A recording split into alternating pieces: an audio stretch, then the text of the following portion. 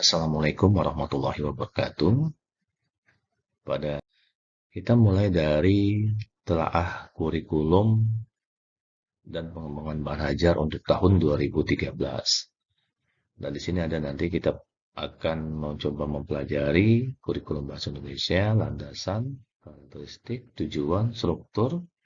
Nah, kurikulum kali ini yang kita bahas itu struktur bagaimana kurikulum bahasa Indonesia di SD.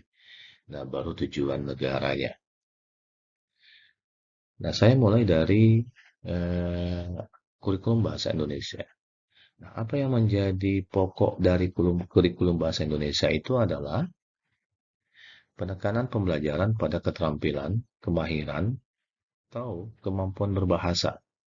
Nah, di sini ada 4 aspek yang terdapat dalam kurikulum bahasa Indonesia.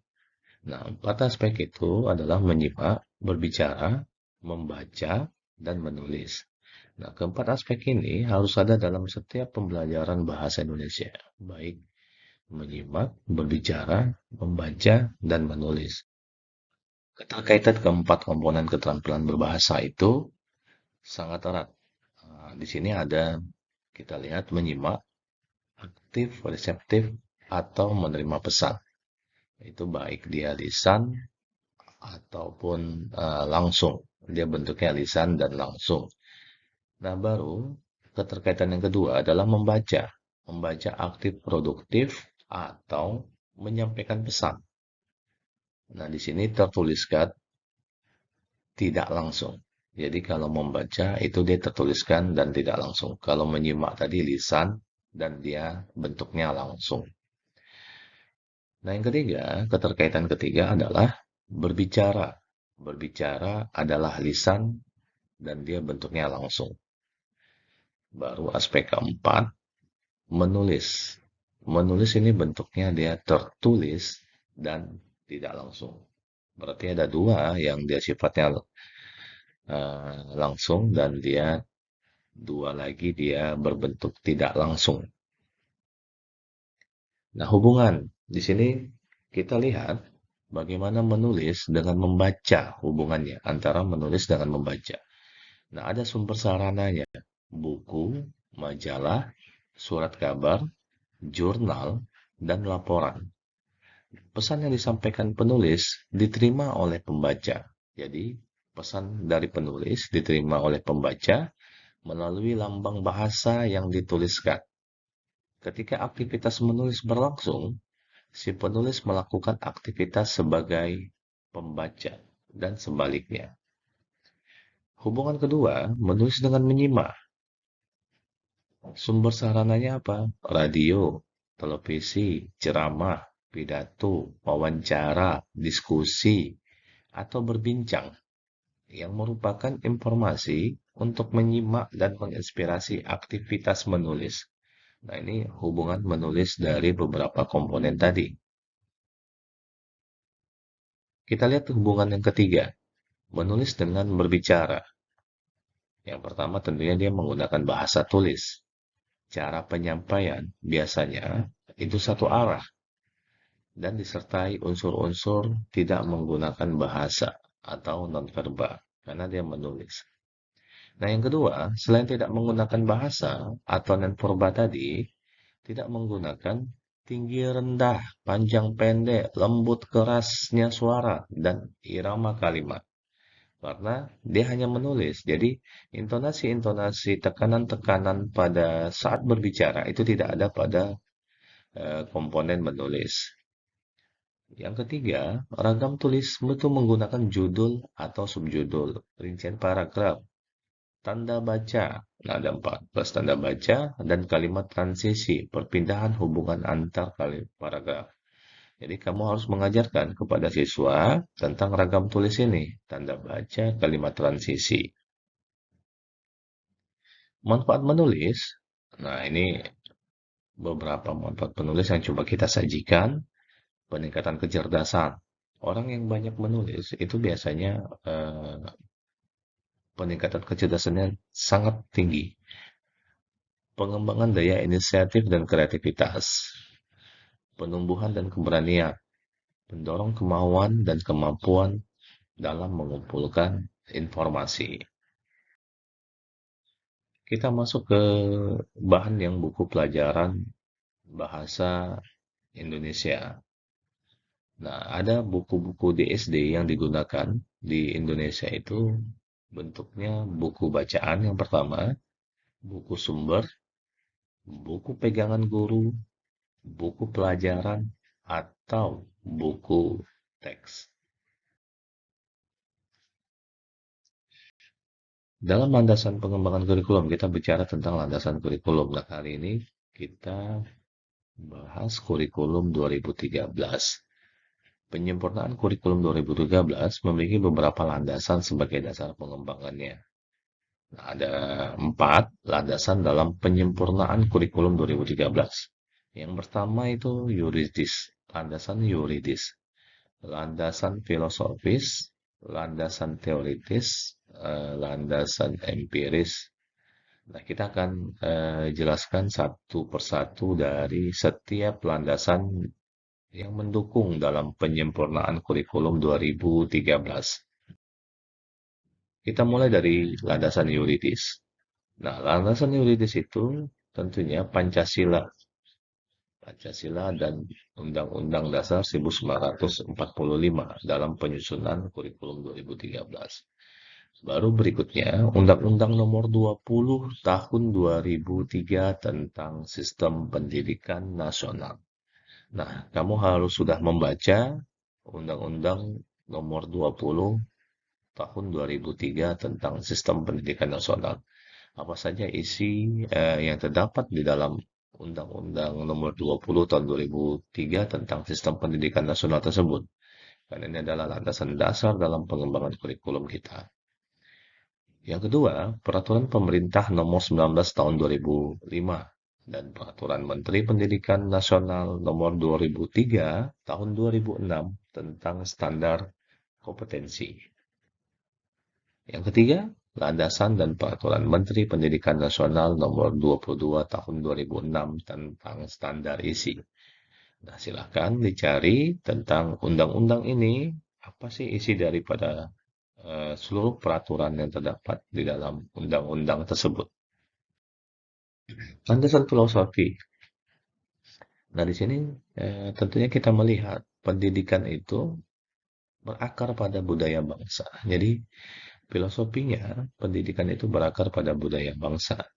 Melalui pendidikan, berbagai nilai dan keunggulan di masa lampau diperkenalkan, dikaji, dikembangkan menjadi budaya individu, masyarakat, dan bangsa yang sesuai dengan zaman peserta didik tersebut hidup.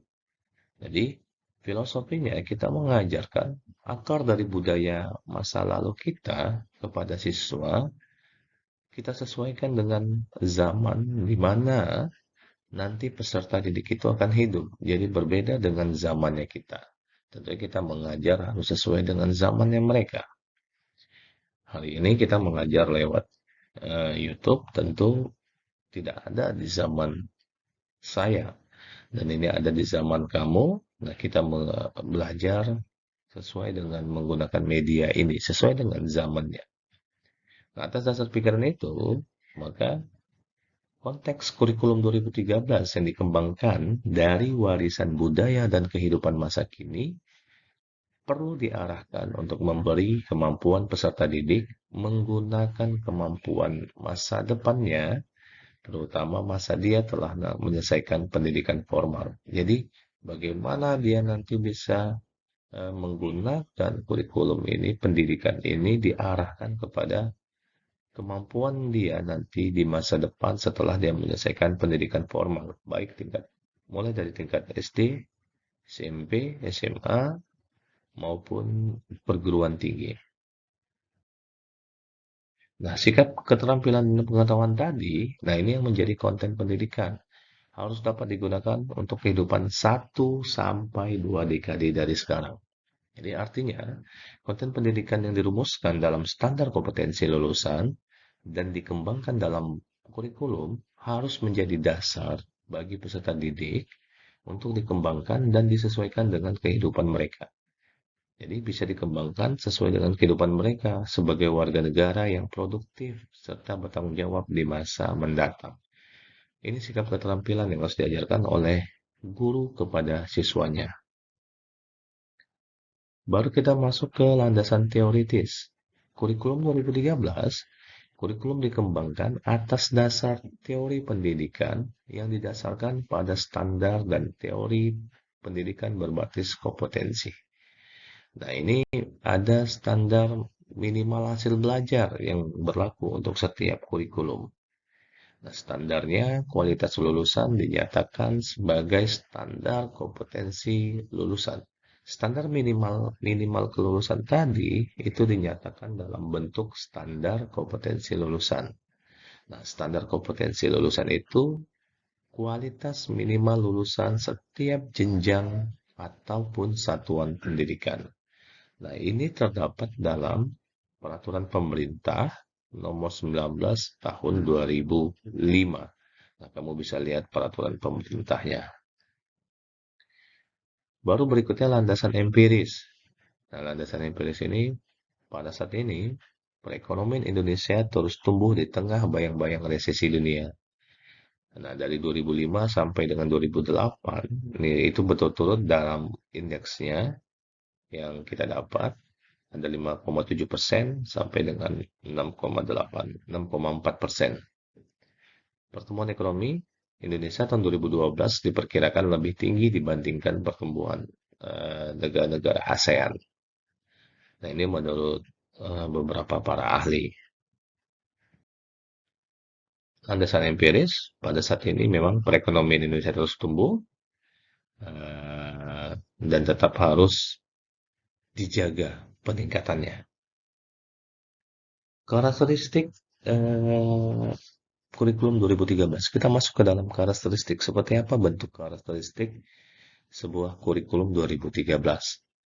Yang pertama, dia mengembangkan keseimbangan antara pengembangan sikap spiritual dan sosial, rasa ingin tahu, kreativitas, kerjasama, dan kemampuan intelektual serta kemampuan psikomotorik. Itu yang pertama dalam karakteristik kurikulum 2013. Yang kedua, merupakan bagian dari masyarakat yang memberikan pengalaman belajar terencana, di mana peserta didik menerapkan apa yang dipelajari di sekolahnya bisa diaplikasikan di masyarakat dan memanfaatkan masyarakat sebagai sumber belajar. Jadi, masyarakat itu sebagai salah satu sumber belajar dalam kurikulum 2013. Yang ketiga, mengembangkan sikap, pengetahuan, dan keterampilan, serta menerapkannya dalam berbagai situasi di sekolah dan di masyarakat. Nah, karakteristik yang keempat dalam kurikulum 2013 itu memberi waktu yang cukup leluasa untuk mengembangkan berbagai sikap, pengetahuan, dan keterampilan. Yang kelima, komponen dinyatakan dalam bentuk komponen inti kelas yang dirinci lebih lanjut dalam kompetensi dasar pelajaran.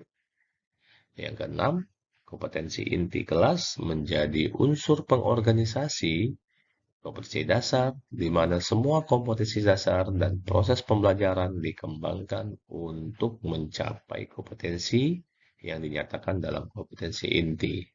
Nah, ini ada susunan-susunan dalam perangkat-perangkat pembelajarannya. Kompetensi dasar tadi dikembangkan dan didasarkan pada prinsip akumulatif, saling memperkuat, dan saling memperkaya antara mata pelajaran dan jenjang pendidikan. Jadi kompetensi dasar ini saling berhubungan antara satu mata pelajaran dengan mata pelajaran yang lainnya. Kita masuk ke tujuan kurikulum 2013. Nah, sederhananya, kurikulum 2013 bertujuan untuk mempersiapkan manusia Indonesia agar memiliki kemampuan hidup sebagai pribadi dan warga negara yang beriman, produktif, kreatif, inovatif, dan efektif, serta mampu berkontribusi pada kehidupan bermasyarakat, berbangsa, bernegara, dan peradaban dunia. Itu tujuan dari kurikulum 2013. Nah, ini masuk ke tujuan negara mencerdaskan kehidupan bangsa dalam kurikulum 2013. Kita lihat ada beberapa tujuannya. Yang pertama, belajar untuk bertakwa kepada Tuhan.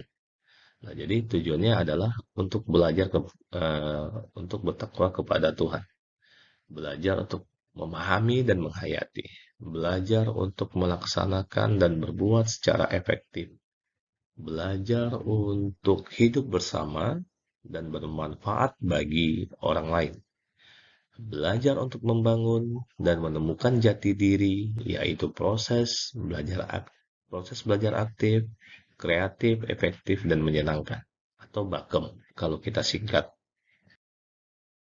Nah, apa yang menjadi kesimpulan dalam pembelajaran kita?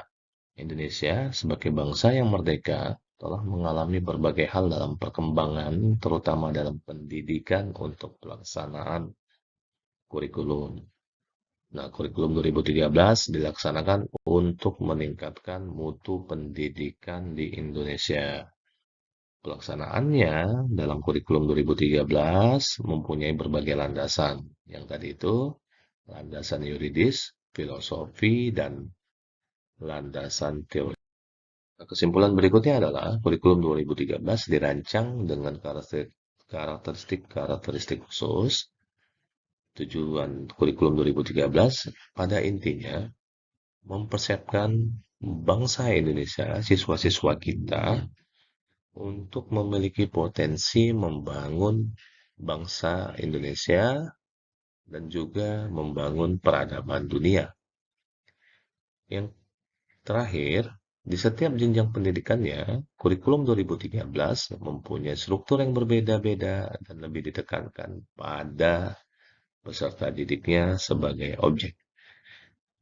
Terima kasih, itu yang menjadi bahan kita pada pertemuan kali ini. Nanti kita akan bertemu tentang materi-materi yang selanjutnya. Kita tutup. Wassalamualaikum warahmatullahi wabarakatuh.